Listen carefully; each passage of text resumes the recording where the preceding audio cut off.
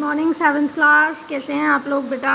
देखिए, आपको पता है हम चैप्टर नंबर 2 स्टार्ट कर चुके हैं और आज हम उसमें वीडियो नंबर 15 जो है वो करने वाले हैं।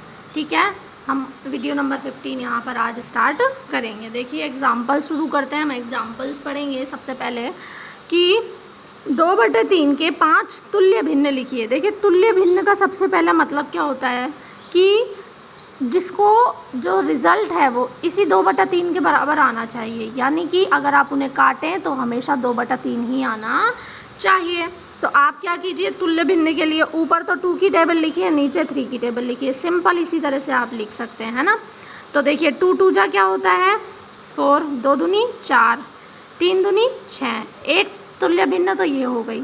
फिर 2 तिया 6, 3 तिया 9, 2 चौक 8, 3 चौक 12। इस तरीके से आप जो है 5 तुल्य भिन्न संख्याएं यहाँ पर निकाल सकते हैं। आपके लिए मैं 2 छोड़ देती हूँ, 2 आप निकाल लीजिएगा। क्लियर है? और अगर आपको और अच्छे से करना है तो इस तरीके से आपको करना पड़ेगा। 2/3 गुणा 2 गुणा 2 4/3, 4/6 निकल गया। फिर गुणा 3 3 कीजिए, 6/9 निकलेगा। गुणा 4 कीजिए, 8/12, 5 कीजिए। इस तरह से आप यहाँ पर निकाल सकते हैं। ठीक है, अब हम इसका एग्जाम्पल नंबर 2 देखते हैं बेटा। एग्जाम्पल 2 क्या कह रहा है आपसे? देखिए, कपिल ने एक प्रश्नावली का 3/7 भाग हल किया, जबकि रीना ने उस प्रश्नावली का 3/5 भाग हल किया। तो आपको ज्ञात करना है दोनों में से किसने कम भाग हल किया। ठीक है, देखिए, एक ने तो 3/7 किया, एक ने 3/5 किया। तो सबसे पहले इसका मतलब ये हुआ, हमें ये बताना है कि 3/7 कम छोटा होता है या 3/5 छोटा होता है। ठीक है, क्योंकि जो भी छोटा होगा उसी का नाम लिख देंगे कि उसने कम हल किया। तो बेटा इसके ना 2 तरीके हैं। देखिए, सबसे पहला तरीका है, यहाँ पर डिनोमिनेटर यानी हर जो है ना सेम नहीं है, और जब सेम नहीं होता तो हम इन्हें एलसीएम लेकर सेम करते हैं। सबसे पहले तो 7 और 5 का एलसीएम होता है 35। क्या होता है? 35।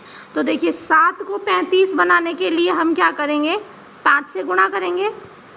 7 पंजे 35, तो ऊपर भी 5 से गुणा करेंगे, 3 पंजे 15। यानी 3/7 की जगह आप 15/35 कीजिए। और यहाँ पे 35 बनाने के लिए 7 से गुणा करेंगे, 5 7 35, तो यहाँ भी 7 से गुणा कीजिए, 21। अब आप देखिए, डिनोमिनेटर सेम आ गया, दोनों में 35 35 आ गया। तो यहाँ से आप ये देख सकते हैं कि 15 बड़ा है या 21 बड़ा है। 21 बड़ा है। इसका मतलब 3/5 की जो भिन्न है ये बड़ी भिन्न है, जबकि 3/7 छोटी है। 21 बड़ा है, इसलिए 21/35 बड़ा है। और 21/35 किसका रूप था? 3/5 का रूप था, इसलिए ये बड़ा है।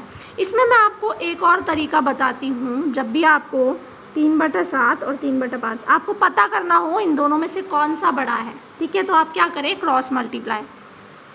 ध्यान रखिएगा, पहली भिन्न का जो अंश का मान है उसको नीचे गुणा करके इस तरफ पहली भिन्न के ही नीचे लिखना है, और इसके हर का जो गुणा कर रहे हैं आप वो दूसरी तरफ आपको लिखना है। 3 पंजे 15, 7 तिया 21। यहाँ से आपको पता चल गया कौन सा बड़ा है, 21 बड़ा है। जिस तरफ का ये जो है मल्टीप्लाई बड़ा है उसी तरफ की भिन्न भी बड़ी होती है। क्लियर? इस तरीके से आपको यहाँ पर पता करना है कौन बड़ा है कौन छोटा है। 3/5 भाग जो था वो रीना का था। ठीक है, तो कम किसने हल किया है? 3/7, यानी कपिल ने कम हल किया है। ठीक है, इसके बाद आप देखिए बेटा, मदीना ने 8 सही 1/2 kg सेब और 6 सही 3/4 kg संतरे खरीदे। मदीना द्वारा खरीदे गए फलों का कुल भार कितना है? एक ने इतने खरीदे, एक ने इतने, कुल भार पूछा है, आप इन्हें जोड़ दीजिए। ठीक है, अब आप देखिए, इन्हें सबसे पहले आप मिक्स से सिंपल फ्रैक्शन यानी कि जो है सिंपल फ्रैक्शन साधारण भिन्न में बदलिए। 2 8 16 और 1 17, 17/2। 4 छिकी 24, 24 और 3 27/4। अब देखिए, ये 2 है, ये 4 है। ठीक है, तो या तो आप इसको भी 4 बनाइए, एक जैसा बनाने के लिए 4 बनाएंगे तो क्या करेंगे, इसे 2 से गुणा करेंगे, 2 दूनी 4, तो ऊपर भी 2 से गुणा कीजिए, 17 दूनी 34। और अब इनको जोड़ दीजिए, 34 और 27 को 61 आ जाएगा, बटे में क्या आ जाएगा 4। तो ये आपका यहाँ पर आंसर हो जाएगा। क्लियर है? या फिर आप यहीं सीधे एलसीएम 4 लेकर के भी कर सकते हैं, जैसा भी आप चाहें। नेक्स्ट क्वेश्चन देखिए बेटा आप। नेक्स्ट क्वेश्चन में आपसे क्या कहा जा रहा है, राधिका प्रतिदिन 6 से ही 3 घंटे पढ़ती है, 6 से ही 2/3 घंटे पढ़ती है, ठीक है। अपने इस समय में से 3 से ही 2/5 घंटे विज्ञान पढ़ती है और गणित में लगा देती है, ठीक है। ये 3 से ही 2/5 घंटे तो वो विज्ञान और गणित पढ़ती है, और बाकी जो समय बचता है उसमें वो दूसरे सब्जेक्ट पढ़ती है। तो आपसे ये कहा जा रहा है कि बताओ कि बाकी जो सब्जेक्ट पढ़ती है वो कितना समय में पढ़ती है। देखो कुल समय इतना है, इसको सिंपल बनाओ, 6 या 18, 18 और 2 20, 20/3 टोटल तो ये पढ़ती है।